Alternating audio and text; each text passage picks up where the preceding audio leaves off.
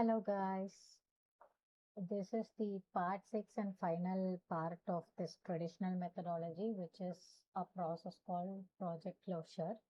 This is happening when every planning, initiation, executing, monitoring and controlling is completed, and then we are going to close the project with confidence, formal acceptance, contract closeout, lesson learned and releasing the team.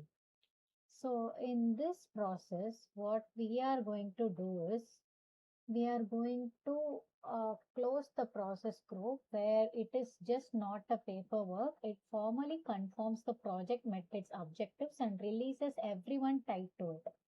First, we have to confirm deliverable acceptance, which is a formal sign off from the sponsor or customer that the scope was completed and accepted. Then goes close out contracts and procurements. Verify all the contract terms were met, settle final payments and document performance. And the third comes the finalize lesson learns, which like capture what worked, what didn't work and recommendations for the future projects. And then archive project records. Store baselines, registers, and documentation by organizational policy. We have to archive the project records which is not in use because it is highly confidential. Then release the team or resources. Free team members and physical financial resources for other work. So, formally the project is closed by acceptance criteria and the scope was completed and accepted. And then celebrate and transition. Recognize the team's effort and hand off the product to the operation. This is most important so that we are valuing the team and the resources. PMP tip is a project can be closed early, which is terminated for a cause, convenience, or a completion. The same closure activities still apply. Whenever the project closure is happening, all this 1 to 6 points should be done and the project is closed formally. So, closure artifacts and documents includes there are documents, an exam question or a real projects expect to see at the end of the predictive project, which is final report. Summarizes performance versus baseline, scope delivered and overall outcome, procurement closure documents, formal notice that contract obligations are complete and final payment issued. Then comes the lesson learned register, which is most important thing. You can expect 2 or 3 questions from lesson learned register.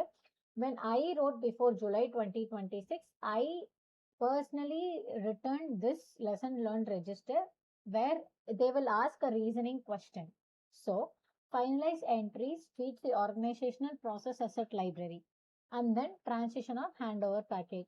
Operational runbooks, warranties and support details from the receiving team. Some common exam trap is a project is not done until formal acceptance is documented. Verbal sign off for simply finishing the work is not enough. You have to keep in mind that in traditional methodology or predictive methodology, it is so much important that we have to document each and every process and we have to hand it over when the project closure is happening. Stay tuned for the entire exam curriculum, which includes traditional, agile, and hybrid, which will come in the project in next coming videos. We will start the agile methodology followed by hybrid methodology, separate videos in upcoming in our channel. So, do subscribe and follow for more.